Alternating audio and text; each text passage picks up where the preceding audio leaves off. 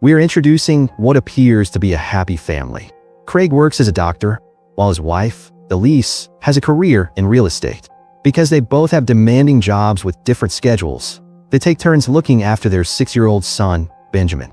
One morning, Elise heads off to work as usual, leaving Craig to watch Benjamin. Craig decides to play ball with his son in their front yard. When his son starts beating down harder, Craig runs inside to grab some sunscreen for Benjamin. What he doesn't know is that someone has been watching them. A man sitting in a parked car near their house has his eyes locked on Benjamin. The moment Craig steps inside, the car slowly creeps closer to where Benjamin is playing, stopping just a few meters away from the boy. Inside the house, Craig rummages through his wife's messy makeup drawer, searching for the sunscreen. He has absolutely no clue that his entire world is about to shatter in the next few moments. By the time Craig realizes what's happening, it's too late. The car is already speeding away. Craig sprints after it, but he can't match the vehicle's speed. He rushes to his own car and starts chasing the kidnapper. But things go from bad to worse when he reaches for his phone to call the police and realizes he left it back at the house. At this point, Craig makes a split-second decision.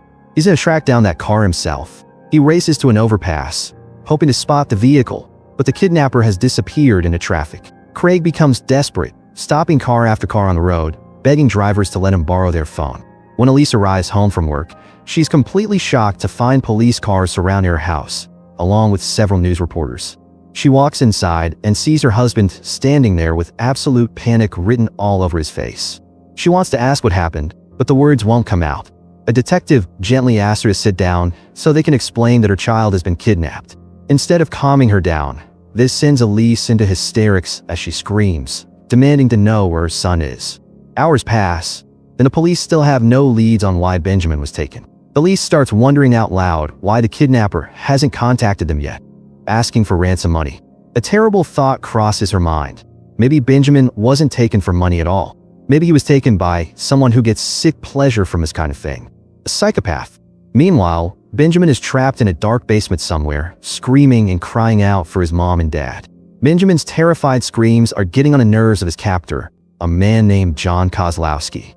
John gets so irritated by the noise that he goes down to the basement, planning to kill the boy. Later that day, 2 police officers, Patterson and Alvarez, show up at John's house. They receive multiple calls from neighbors reporting the sound of a child crying coming from his basement. John answers the door, but refuses to let them inside. He claims he's been going through depression and that the crying they heard was actually him. Officer Alvarez isn't buying it and asks John directly if he has any children. John says no, he lives alone. But Alvarez spots something suspicious. There are children's clothes visible inside the house. Both officers now know John is hiding something. They ask permission to search the house, but John refuses unless they show him a warrant. The officers decide they have enough reason to force their way in. They search room by room until Patterson finds a door leading down to the basement. When he gets down there, he sees old, dirty furniture scattered everywhere. But his gut tells him something is very wrong here. Then he notices bloodstains on the floor, along with tools like drills, screwdrivers, and a hammer, all of them covered in blood. When Patterson opens another door in the basement, his worst fears are confirmed. He finds Benjamin's lifeless body. Back at the house, the phone rings and Elise forces herself to answer it. The voice on the other end tells her that Benjamin has been found, but he's dead. Elise can't speak. Her legs give out, and she collapses to the floor. Craig and Elise rush to the hospital, both clinging to the desperate hope that maybe it's not Benjamin. Maybe there's been some kind of mistake. But when they get there and see the body, they have to face the horrible truth. It really is their son. In just a few hours, their perfect life has been destroyed. Craig and Elise, still in shock and drowning in grief, desperately want justice. They want this monster punished as harshly as possible for what he did. But when the trial ends, the judge's decision crushes them. John is only sentenced to 25 years in prison. Craig and Elise are furious and heartbroken. Elise, unable to contain her rage, begs Craig to help her get a gun. She wants to kill John herself. Craig tries to reason with her, saying that killing John won't bring Benjamin back and won't change anything. But Elise breaks down, saying they failed as parents and they need to do something to honor their son's memory. Days go by, and both Craig and Elise are falling apart mentally. Things get even worse between them as they stop supporting each other and start fighting constantly, blaming each other for what happened. Eventually, Elise can't take it anymore and decides to leave Craig for a while to clear her head. After his wife leaves, Craig hits rock bottom. He feels like there's no future, no hope of ever having his family back the way it was. He reaches such a dark place that he decides to end his own life. He prepares to inject something deadly into his arm. But just as he's about to do it, he sees a photo of Benjamin right in front of him. Suddenly, he hears something, maybe a voice in his head, maybe his conscience telling him not to give up. It reminds him of all the happy times they had together as a family. In that moment, something changes inside Craig. His despair transforms into pure anger.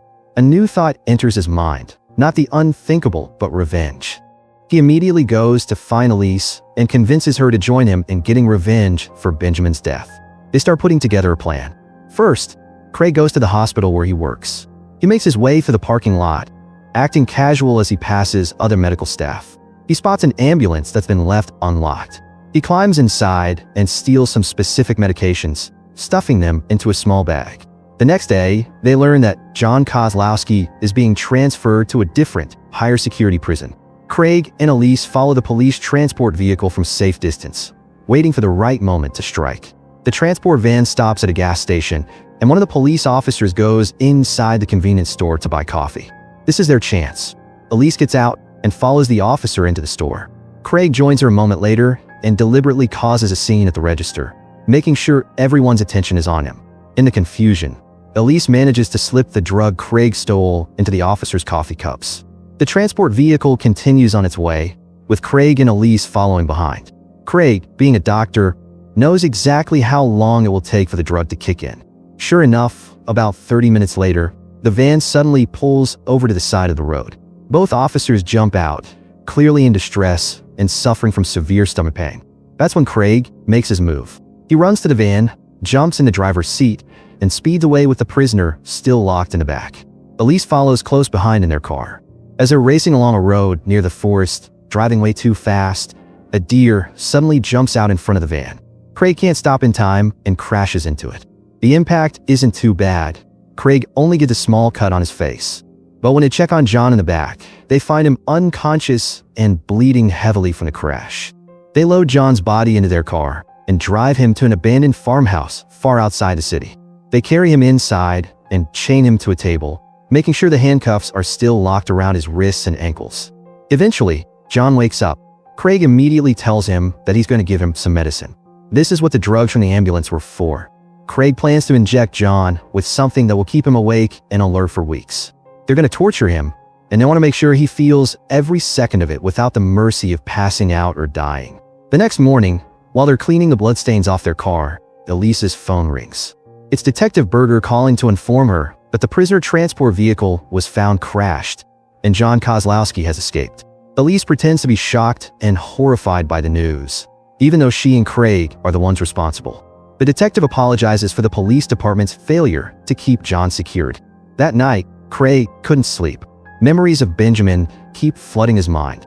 The grief and rage build up until he can't contain them anymore. He goes down to the basement where John is chained up and presses a lit cigarette into John's stomach, holding it there while John screams in pain. The torture continues the next morning. Craig uses a soldering iron to seal the cigarette burns on John's stomach.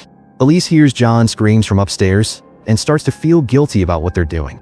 But Craig reminds her that whatever pain they're causing John doesn't even come close to what he did to Benjamin. Still not satisfied, Craig injects something else into John's neck. He explains that this drug will cause John's muscles to cramp. Not just a regular cramp, but violent spasms affecting his entire body. The next morning, while they're in the basement tormenting John again, they suddenly hear footsteps on the floor above them. Someone has entered the house. They freeze, listening. It turns out to be a local man with his dog who somehow got inside. The man is suspicious when he finds Elise there. He tells her that this house belongs to someone named Frank Joseph. Elise, thinking quickly, uses her real estate background to her advantage. She tells the man that the house is currently on the market and she's an agent waiting for a client to come view it. Right on cue, Craig comes upstairs and pretends to be a potential buyer. The man believes their story and leaves without any more questions. Meanwhile, Detective Berger gets word that the crashed transport van has been located. He immediately drives out to the scene to investigate what happened. Back at the farmhouse, Craig and Elise continue their torture session. That's when John says something that stops them cold. He claims he doesn't remember anything except waking up after the crash. He says he doesn't even know who he is or why he's here. The head injury from the accident might have caused amnesia. Elise doesn't want to believe him. She's convinced he's lying to manipulate them. But doubt starts creeping into both their minds. What if he's telling the truth? What if they're torturing someone who genuinely doesn't understand what's happening to him? The guilt starts eating at them, but Elise refuses to let John go. She needs to know for sure. They decide to test him by hurting his leg and forcing him to say Benjamin's name, thinking that might trigger his memory. That night, Elise wakes up and goes to the bathroom. Down in the basement, John has been working on his handcuffs, trying desperately to escape. After struggling for a while, he finally manages to break free. He quietly makes his way upstairs, looking for a way out of the house. Elise is sitting on the toilet when she hears the bedroom door slowly creaking open. Her heart nearly stops. She's terrified, but all she can do is stare at Craig, who's still sleeping peacefully in the bed. She realizes she's going to have to handle this herself. Grabbing a metal pipe, Elise moves as quietly as possible toward the bathroom door. When John appears, she swings the pipe as hard as she can, knocking him unconscious. The noise wakes Craig up, and together they drag John back down to the basement. But John wakes up much sooner than they expected. He starts fighting back, kicking Craig so hard that Craig tumbles down the basement stairs. Surprisingly, John doesn't attack Elise. Instead, he just runs, trying to escape from the house. At the same time, police officers are searching in the area. They spot someone running through the woods and manage to catch him. They finally have John Kozlowski back in custody, or so they think. Here's where everything falls apart. When the police arrested John Kozlowski at the beginning, they put him in a transport van along with another prisoner. That other prisoner was a man named Patrick Galligan, who was only sentenced to 18 months for tax evasion and fraud. In all the chaos of the crash and escape, everyone assumed John was the one who got away. But it was actually Patrick who escaped. And Patrick is the man that Craig and Elise have been torturing this entire time. Craig and Elise rush back to the basement, only to discover that the man they've been holding captive does the unthinkable, and finally, he dies. Next to his body, they find a note. In the note, Patrick Galligan writes that he knows he's not a good person. He admits he's done things that made people hate him, and he says he deserves some kind of punishment for his crimes. But he couldn't endure the torture anymore. He couldn't take the pain, so he decided to end his own life. Craig and Elise stand there in complete shock, staring at Patrick's body. The horrible truth crashes down on them all at once. They didn't get revenge on their son's killer. They tortured and drove an innocent man. Well, not completely innocent, but certainly not Benjamin's murderer, to do the unthinkable. John Kozlowski, the monster who actually killed their child, is still out there, likely back in police custody or in prison. The torture movie ends with Craig and Elise accomplishing nothing except destroying another life. And finally, they become monsters themselves. Make sure to subscribe and turn on notification so you don't miss the latest recaps.